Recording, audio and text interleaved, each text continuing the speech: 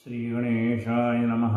या कुन्देन्दुतुषारहारधवला या शुभ्रवस्त्रामृता या वीणावरदण्डमण्डितकरा या श्वेतपद्मासना या ब्रह्माच्युतशङ्करप्रभृतिभिर्देवैः सदा वन्दिता सा मां पातु सरस्वती भगवती निःशेषदाढ्यापहाम्।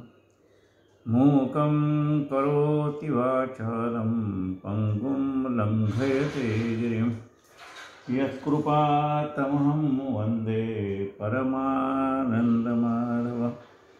नारायणं नमस्कृत्य नरं चैव नरोत्तमम् देवी सरस्वतीं व्यासं ततो जयमुदीरये। वसुदेवसुतं देवं कंसचाणूरमर्दनं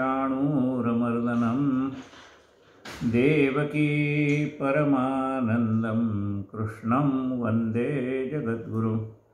गुरुर्ब्रह्मा गुरुर्विष्णु गुरुर्देवो महेश्वरः गुरुः साक्षात् परब्रह्म तस्मै श्री गुरवे नमः।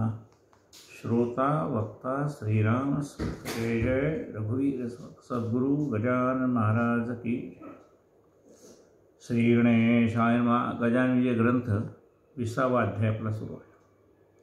श्री गणेशाय नमः। जय जयाची रुक्मिणीवरा हे चंद्रभागा तटविहार देवा वरदपाणीधरा दासगणूच्या मस्तके तू भूपांचा भूपती अवघेच आहे तुझ्या हाती मग माझी फजिती कार्य ऐसे मांडलीस। परमेश्वराची प्रार्थना करते, हे परमेश्वरा तू कसा आहेस तर भूपांचा भूपती राजांचा राजा तू आहेस। राजे आहेत, महाराजे आहेत, चक्रवर्ती राजे आहेत, म्हणजे जशी जशी सत्ता आहे तसतसा मोठा मोठा राजा ज्याने विश्व जिंकलेले असा राजा विश्वजित राजा। पण ते सुद्धा देवा तुझ्या पुढे नतमस्तक होतात, कारण तू कोण आहेस? तू राजराजेश्वर, तू भूपांचा भूपती अवघेच आहे तुझ्या हाती मग माझी फजिती कार्य मंडळी। देवा सर्व काही तुझ्याच हातात आहे। तुझी सत्ता कशी आहे? झाडाचेही पान हाले त्याची सत्ता, अशी तुझी सत्ता आहे। या तंत्र केल्यास आणि माझी एवढी फजिती का मांडलीस? माझे पाप ताप दहन करा कृपा कृशाने करून राहो आनंदी सदा मन तुझे भजन करावया। देवा कदाचित माझ्या पूर्वजन्माने केलेल्या पापामुळे माझ्या वाटेल काही दुःख येत असतील, मग ते माझं पाप नाहीसं कर, म्हणजे दुःख संपून जातील। ताप म्हणजे 3 प्रकारचे ताप आपल्याला माहिती आहेत, अधिवैदिक आदिभौतिक आणि आध्यात्मिक। हे माझे ताप नाहीसे कर म्हणजे काय होईल? करा कृपा कृशाने करून, म्हणजे अग्नी जसा सगळं गवत जाळून टाकतो तशा आपल्या कृपेने माझी सगळी पाप आणि ताप नाहीशी होऊन जावी। आता ही नाहीसं झालं मग काय? मग त्यामुळे काय होईल? राहो आनंदी सदा मन, तेव्हा माझं मन सदैव आनंदामध्ये रममाण असावं। जगामध्ये आनंद नाही का हो? पण आमचं लक्षच नाही तिकडे। कुठे म्हणाले आनंद? आम्हाला सांगा। आनंदी आनंदगडे जिकडे तिकडे चोहीकडे सर्वत्र भरलेला आहे तो। निर्झर वाहणाऱ्या झऱ्यामध्ये तो आनंद भरलेला आहे। आपल्याच नादामध्ये डुलणाऱ्या वृक्षामध्ये तो आनंद भरलेला आहे। संत वाहणाऱ्या नदीमध्ये सुद्धा आनंद भरलेला आहे आणि दुथडी भरून वाहणाऱ्या नदीमध्ये सुद्धा आनंद भरलेला आहे। लहान मुलांच्या चेहऱ्यावर आनंद आहे। एखादा विद्यार्थी SSC बोर्डात म्हणा, कुठे म्हणा, त्याच्या परीक्षेमध्ये पहिला आल्यानंतर त्याच्या चेहऱ्यावर दिसणारा आनंद आहे. एखाद्याला नोकरी लागलेली असेल त्याच्या चेहऱ्यावर दिसणारा आनंद आहे. एखाद्या मुलीचं लग्न ठरलं असेल, मुलाचं लग्न ठरलं असेल, त्यांच्या चेहऱ्यावर दिसणारा आनंद आहे. बरेच दिवसांनी आईवडिलांची गाठ पडली, त्यावेळेला आईवडिलांच्या आणि मुलाच्या चेहऱ्यावर दिसणारा आनंद आहे. एखादा मित्र आपल्याला बरेच दिवसांनी भेटला तर त्याच्याही चेहऱ्यावर आनंद, आपल्याही चेहऱ्यावर आनंद. असा जगामध्ये सर्वत्र आनंद भरलेला आहे. भूक लागली तरी आनंद आहे. काय करू म्हणजे इतकी भूकच लागत नव्हती, आता भूक लागली. भूक लागण्यातही आनंद आहे. काही वेळेला भूक न लागण्यात आनंद आहे. आता न लागण्यात आनंद कसं काय? अहो, प्रवासाला निघाल्यानं वाटेमध्ये 1-2 तास गाडीच थांबणार नाही. मग आणि इथे तर आपल्याजवळ सगळं संपलेलं आहे. गाडीतही काही येत नाही आहे, पॅन्टी कार नाही आहे. मग काय करणार? म्हणजे बरं झालं हो, 2 तास मला भूकच लागली नाही, त्यात आनंद आहे. चालण्यामध्ये आनंद आहे. चालून थकल्यानंतर एका ठिकाणी बसण्यामध्ये आनंद आहे. गप्पा मारण्यात आनंद आहे. निवांत बसण्यात आनंद आहे. एकमेकांच्या सहवासातला आनंद आहे. एकांतात राहण्यातला आनंद आहे. आनंद हा सर्वत्र भरलेला आहे. आणि तरी आपण काय म्हणतो, आनंद कुठं दिसतच नाही. आनंद दिसायला काय झालं? तुझी दृष्टी बदल, म्हणजे तुला सर्वत्र भरलेला आनंद दिसेल. काय म्हणतात महाराज, दासगणू महाराज प्रार्थना करतात की सदा आनंदी राहो म्हणा. तेव्हा मला प्रत्येक गोष्टीमध्ये भरलेला आनंद पाहण्याची सवय लागू दे. तुझे भजन करा बया. असा प्रत्येक गोष्टीमध्ये आनंद आहे हे पाहिल्यानंतर मग माझं मन कशात लागेल? भजनामध्ये आनंदी राहील. यात अंतर केल्यासह वृथा तोला लागेल दोषसा, खऱ्या थोराने आपणास बट्टा लावून घेऊ नये. देवा, यामध्ये जर तू अंतर केलंस म्हणजे माझ्या मनात आनंद निर्माण झाला नाही तर मग मला दोष देऊ नकोस. अशी परिस्थिती निर्माण कर की मला सर्व गोष्टीमध्ये आनंद दिसू दे.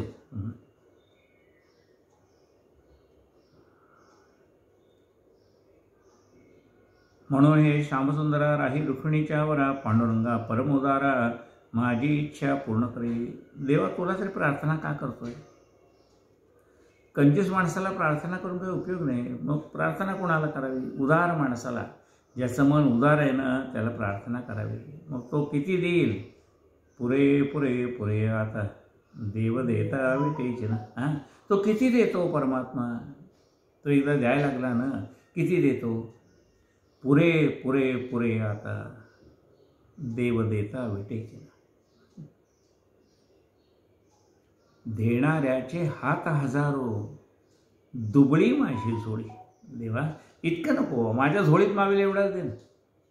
दुबळी माझी झोळी. पोटापुरता पसा पाहिजे, नको पिकाया पोळी. देवा, माझं कुटुंब अनाथात राहील एवढा पैसा मला दे.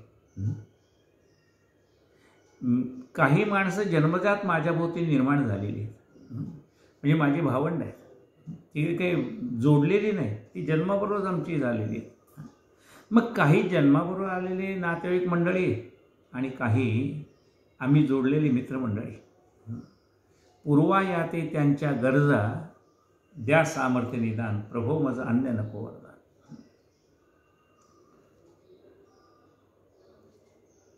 पांडुरंगा परमोदारा माझी इच्छा पूर्ण करे.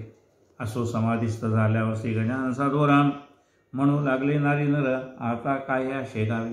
गजानन महाराजांनी समाधी घेतल्यानंतर लोक म्हणायला लागले की आता शेगावात काय राहिले? आता महाराजांनी तर समाधी घेतली, कशाला जायचं शेगावला? आता काय ह्या शेगावी. शेगावीचा ज्ञानघस्ती असता गेला निश्चिती, आता काय तेथे माती राहिली आहे निवळ. म्हणजे आता तो अस्ताला गेलाय. शेगावचा ज्ञानघस्ती, ज्ञानसूर्य अस्ताला गेलाय. तिथं आता काय माती आहे? बघा, जे भाविक यात्रेकरू जातात ना, तिथे त्यांना विष्णुपदाच्या ठिकाणी परमात्मा दिसतो. गोपाळपूरला गेल्यानंतर त्या ठिकाणी परमात्मा दिसतो. जनाबाईचा तो सगळा संसार पाहिला की त्यांना दिसतं. इथं जाणाऱ्या माणसाला काय दिसेल, काय इथं आहे हो, त्या विष्णुपदात काय पाहायचं आहे, गोपाळपुरात काय पाहायचं आहे. तुम्ही वृंदावनाला गेलात तर जो भाविक आहे ना, तिथली चरणधूळ आपल्या मस्तकाला लागेल. तो म्हणेल माझ्या गोपालकृष्णाने इथे क्रीडा केलेली आहे, इथे त्याचे चरण लागलेले आहेत. पंढरपूरला माणसं गेली की वाळवंटाची चरणधूळ आपल्या मस्तकाला लावतात आणि संत या ठिकाणी नाचलेले आहेत. ज्याचा भाव नाही त्याला वाळवंट दिसेल, ज्याचा भाव आहे त्याला पुंडलिक दिसेल.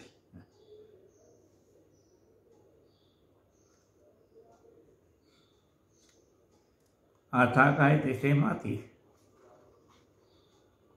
राहिली आहे निवळ. समुद्राच्या आटल्या निर्वा पुष्पतरूंचा गेल्यावर कोण त्याचे करणार कौतुके या जगामध्ये. अहो समुद्राचं काय, अथांग भरलेला सागर पाहण्यात जो आनंद आहे, तो कोरडा सागर पाहण्यामध्ये काय आनंद आहे. पारिजातकाच्या वृक्षाने डवरलेला तो पारिजात वृक्ष पाहण्याचा आनंद आहे आणि सगळी पानं गळून गेल्यानंतर काय त्यात आनंद आहे.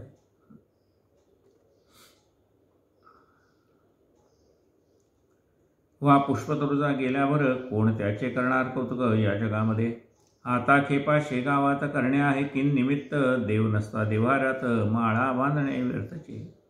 हा म्हणाले आता शेगावात खेपा करून काय करायचं, देव नसता देव्हाऱ्यात माळा बांधणे व्यर्थचे. काय म्हणाले, आपल्या घरी गणपत्याला 1.5 दिवसाचा म्हणा, 5 दिवसाचा म्हणा, अनंत चतुर्दशीचा बरं, त्यावेळेस सुंदर सजावट केलेली आहे, बरोबर आहे. रोज आपण हार आणतो, फुलं आणतो, देवाला अर्पण करतो. पण म्हणाले आता गणपतीचं विसर्जन झालंय, आता फुलं हार कुणाला घालणार. काय म्हणतात बघा, देव नसता देव्हाऱ्यात माळा बांधणे व्यर्थचे. ऐसे की ते बोलती प्रीती, असे साचक भ्रांती, महाराजांची दिव्य ज्योती अदृश्य आहे तेच ठाया. असं व्यावहारिक लोक बोलतील. पण जे भाविक आहेत त्यांना अजूनही महाराजांचं दर्शन त्या ठिकाणी होतं. जेवे इंद्रायणीचे तिरी ज्ञानेश्वर समाधीस्थ जरी ते आहेत भेटले परी तेच ठाई भाविका. इंद्रायणीच्या तिरी ज्ञानेश्वरांची समाधी आहे, संजीवन समाधी आहे. लोकांना वाटतं ज्ञानेश्वर माऊलींनी समाधी घेतली, पण अजूनही तिथं माऊली भेटतात लोकांना. एक मनुष्य ज्ञानेश्वर महाराजांच्या समाधीच्या तिथे अनुष्ठान करून बसला, मला दर्शन पाहिजेलच, मला काहीतरी उपदेश करा. तेव्हा ते म्हणाले जा तुकाराम महाराजांकडे, ते तुला उपदेश करतील. दृष्टांत दिला माऊलीने. तो मनुष्य तुकाराम महाराजांकडे आला, म्हणाले महाराज मला काहीतरी उपदेश करा. मला माऊलीने आपल्याकडे पाठवलं. तुकाराम महाराज काय म्हणतात, आम्हा पामरासे काय थोरपणा, पायीची वाहन पायीवरे. अहो म्हणले आमचा तेवढा अधिकार नाही, पण माऊलीने पाठवलंय तुम्हाला, काहीतरी तुम्हाला उपदेश अभंग लिहून देतो. त्याने 11 अभंग लिहून दिले. पण ह्याला त्याचं महत्त्व कळतंय कुठं. अहो ते पेललं पाहिजे का नाही. विचार माणसाला पेलला पाहिजे. लक्षात घ्या, तलवार उचलायला मनगटामध्ये जोर पाहिजे. आपण पाहतो की नाही, खंडोबाला जातो जेजुरीला, तो दंडा आहे, उचलणार कोण. ज्याच्या मनगटात जोर आहे तो उचलेल. आता मनगटात जोर असला तर तलवार उचलता येईल, पण प्रत्यक्ष युद्धावर जायचं आणि तलवार चालवायची, तिथे मात्र कशाचा जोर पाहिजे. तिथे मनगटातला नुसता जोर चालणार नाही, तिथं मनाचा जोर पाहिजे की शत्रूचा निपात करीन, वेढात दौडले वीर मराठे साथ, मी शत्रूला नामशेष करीन. ही विचार म्हणजे तो पेलला पाहिजे विचार. लक्षात घ्या, सगळेच आपल्याला देव प्राप्त व्हावे म्हणून जातात, पण तो विचार पेलवणारे किती. विचार पेलवणं म्हणजे त्या देवाच्यासाठी, देवाच्या सख्यत्वासाठी पडाव्या जुलगांच्या तुटी, सर्व अर्पावे शेवटी प्राण तोही वेचावा. हा विचार पेलवणारे किती आहेत? समर्थाने सांगितलं कल्याणा छाटी म्हणल्याबरोबर कल्याणासमोर उडी मारली. हा विचार पेलवता आला पाहिजे. लक्षात घ्या, विचार आहे तो पेलवता आला पाहिजे.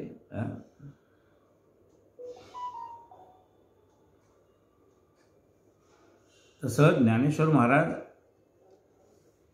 आळंदीच्या तीरी अजून आहेत, तसे शेगावला महाराज आहेत. पण हा विचार माणसाला पेलवता आला पाहिजे. तैसी शेगावा श्री गजानन स्वामी समर्थ ऐसा ज्यांचा सिद्धांत दर्शन त्यांना तेच होते. असा ज्यांचा सिद्धांत आहे की नाही अजूनही महाराज त्या ठिकाणी आहेत आणि मी जिथे असेल तिथे माझ्याबरोबर आहे, 24 तास माझ्याबरोबर. हा विचार ज्याला पेलवतो ना त्याच्यावर महाराज सदैव आहेत ना.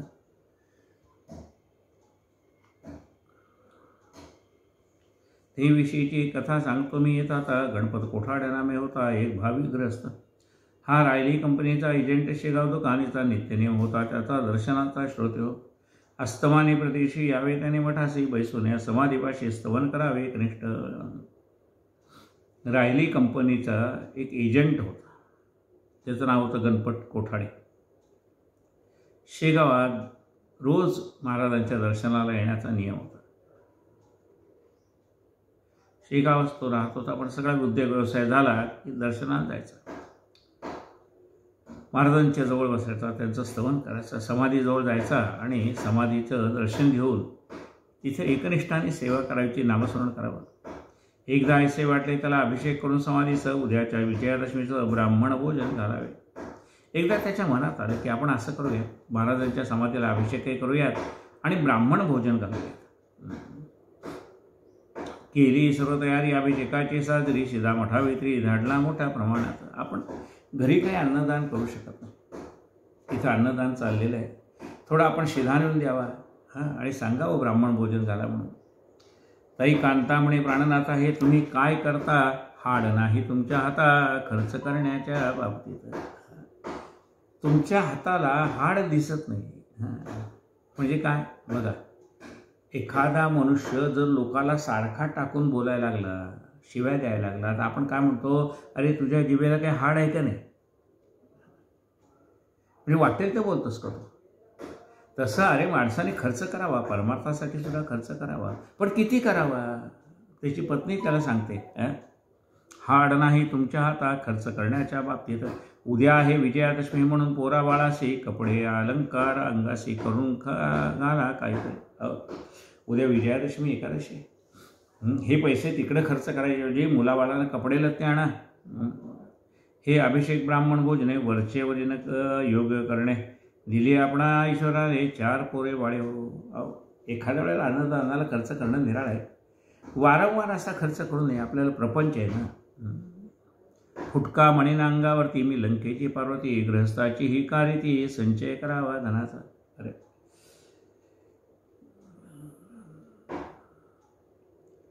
मी लंकेची पार्वती, माझ्या अंगावर एक फुटका मणी नाही म्हणाले. गृहस्थाची ही कारिती. अहो ज्याने प्रपंच मांडला आहे त्याने असं वागावं का? ही काय वागण्याची रीत आहे का? काय संचय करावा धनाचा, ही काय वागण्याची रीत आहे का? म्हणजे काय, माणसाने धनाचा संचय करावा. प्रपंच काय सांगतो, थोडा धनाचा संचय करावा, आणि ह्याने हा धनाचा संचय करतच राहतो, हा सगळा खर्च करतच राहतो. हे कांतेचे भाषण गणपतरावांना रुचले जाणं. म्हणे प्रपंचाहूनही श्रेष्ठ परमार्थ वाटे मला. तिचा पती म्हणतो, गणपतराव म्हणतात, त्या ग तुला प्रपंचाचा विचार मनामध्ये येणं बरोबर आहे, कारण मुलाला भूक लागली तर ते तुझ्याकडेच मागणार ना, कपडे रत्ते लागले तर ते तुझ्याकडेच मागणार. बरोबर आहे, तुझं म्हणणं बरोबर आहे. पण माझं विचार असेल तर मला असं वाटतं की प्रपंचापेक्षा परमार्थ श्रेष्ठ आहे, अशी माझी मनाची धारणा आहे. तोच त्याच्या कांतीशी स्वप्न पडले रात्रीशी. उगेने छळी पतीशी तो करतो ते करू दे. अगं उगीच रागवू नकोस बाय. तिच्या पत्नीच्या स्वप्नात जो महाराजांना सांगितलं, अगं तो करतो ना ते त्याला करू दे ना. त्यात तुझ्या बापाचे काय जाते सांगसाचे, प्रेम अशाश्वताचे वेडे हे बाळगू नको. अगं त्याने कमवलेल्या पैशातले 2 पैसे तो परमार्थासाठी खर्च करतो ना.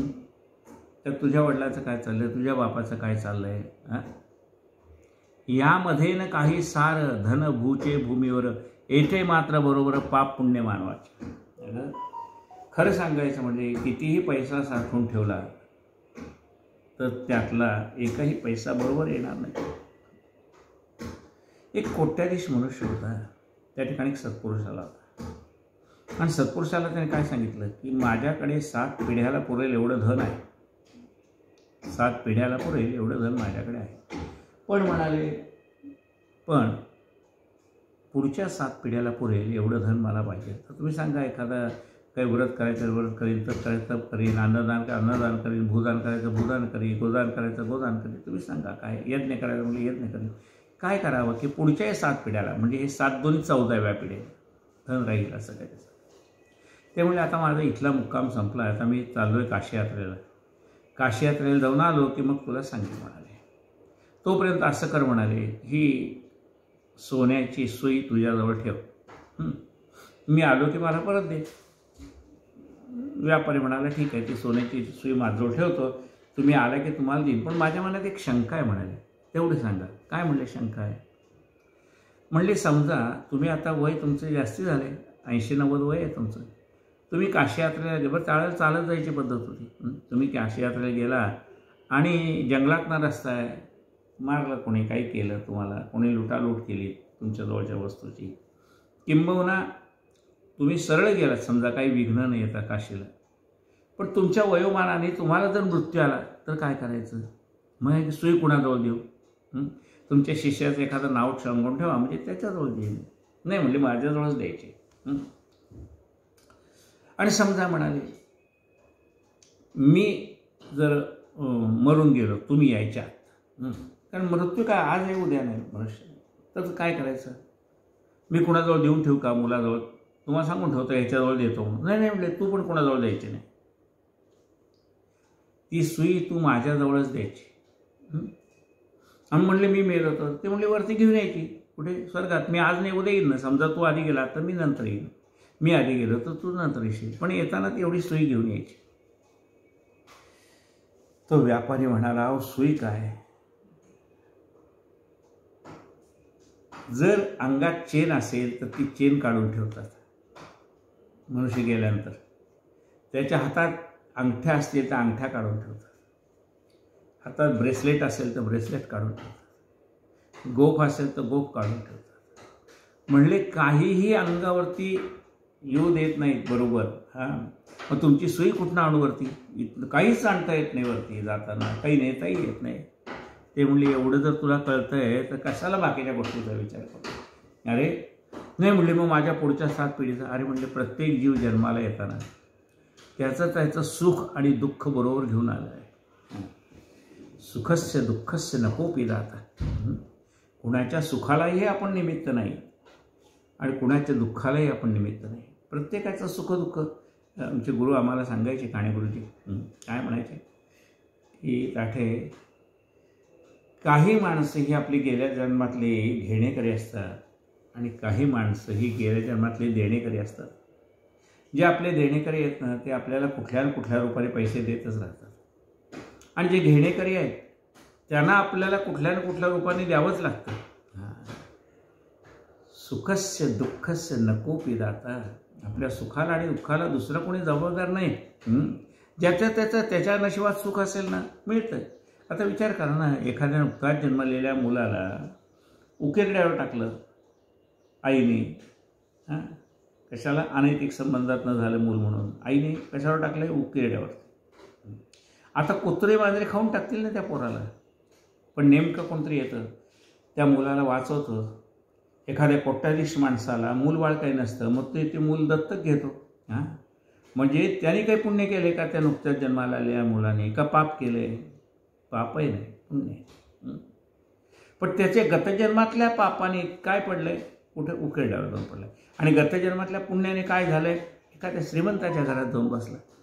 आणि आपण एखाद्या मुलासाठी ठेवून दिलं आणि दुसऱ्याने ते लुबाडलं तर त्याला मिळणार नाही. म्हणजे कुणाच्याही वाट्याला येणारं सुख आणि कुणाच्याही वाट्याला येणारं दुःख, तो प्रत्येक जीव आपलं आपलं सुख आणि दुःख घेऊन बरोबर आलेला आहे. त्याची तू काळजी करत बसू नकोस. ज्याला मिळायचं आहे ना त्याला कुठल्याही मार्गाने मिळत राहील, आणि ज्याचं जायचं आहे ना त्याचं कुठल्याही मार्गाने जात राहील. एकदा का श्रीमंती आली की त्याच्या मागे लागतो. लागतो म्हणजे काय? कोट्याधीश माणसाच्या मागे कोण लागतो? वकील लागतो, इन्कम टॅक्स वकील. त्यानंतर काय लागतं की वैद्य लागतो, म्हणजे डॉक्टर त्याच्या मागे लागतो. पैसेवाल्याच्या मागे काय लागलं? निरनिराळ्या व्याधी, त्याच्या मागे लागला डॉक्टर. कोर्ट कचऱ्या, त्याच्या मागे पैशाच्या मागे येणारं काय म्हणजे व्यसन लागलं. त्याच्या मागे व्याही लागतो. त्याच्या मुलीचं लग्न झालं तो व्याही बघतो, याच्याकडे कोट्याधीश रुपये आहे, कोट्याधीश नाही, याच्याकडचे पैसे आपल्याला कसे येतील याचा तोही विचार करत बसतो. म्हणजे अशा रीतीने त्या पैशाला वाटेकरी भरपूर आहेत म्हणाले. म्हणून त्याचा विचार करू नकोस. काय ज्याला मिळायचं आहे ना त्याच्या नशिबाने मिळणार आहे. त्याच्यात काही कमी आणि मी आहे ना म्हणाले, तो एवढं पुण्यकर्म करतो, तुमच्या काय कुटुंबाला मी कमी पडू देणार नाही. यामध्ये काही सारं धन भूचे भूमीवर येते, मात्र बरोबर पाप पुण्य मानवाच्या. अगं आपल्याबरोबर काय येणार आहे? आपल्याबरोबर आपण केलेलं पाप येणार आणि आपण केलेलं सत्कर्मसुद्धा आपल्याबरोबर येणार. तेवढंच बरोबर येणार, बाकी काही येणार नाही. अभिषेक ब्राह्मण भोजन हे पारमार्थिक आहे पुण्य, त्याच्यासाठी विचिता धन तेन जाय अनाठाई. सत्कर्मासाठी खर्च केलेला पैसा वाया जात नाही, तो अनेक पटीने आपल्याला परत मिळतो. पेरलेल्या बीजापरी त्याची स्थिती होते खरी, म्हणून सांगतो तुला पुरी अडथळा त्या करू नको. आईशा भाऊ स्वप्नात सांगती झाली पतीच, तेने गणपतरावास हर्ष झाला. अगं म्हणले, जमिनीमध्ये एक दाणा टाकता जमिनी माझे कणसे येती, एकाचेच अनेक होती. पत्नीने पतीला महाराजांचा दृष्टांत सांगितला. त्या गणपतरावाला आनंद झाला. हा लेख आहे प्रत्यंतर महाराज येथे साचार सोडून द्यावा विचार आजपासून काहीतरी. तुला असं वाटत होतं ना महाराजांनी समाधी घेतली म्हणजे इथं काही नाही आहे म्हणून, असं नाही. महाराजांचं सदैव आपल्या भक्तांकडे लक्ष असतं. मुले बाळे कोणाची, धन दौलत कोणाची, तून वाही चिंता त्यांची, ते अवघे समर्थाचे. अगं हे मुलं बाळं हे कोणाचे? ही सगळी त्यांची स्वामींची आहेत लेकरं. स्वामी त्यांच्याकडे लक्ष देणारच आहेत. स्वामींचं वाक्य आहे ना, काय म्हणतात महाराज, मी आहे ना, मैं हूं ना.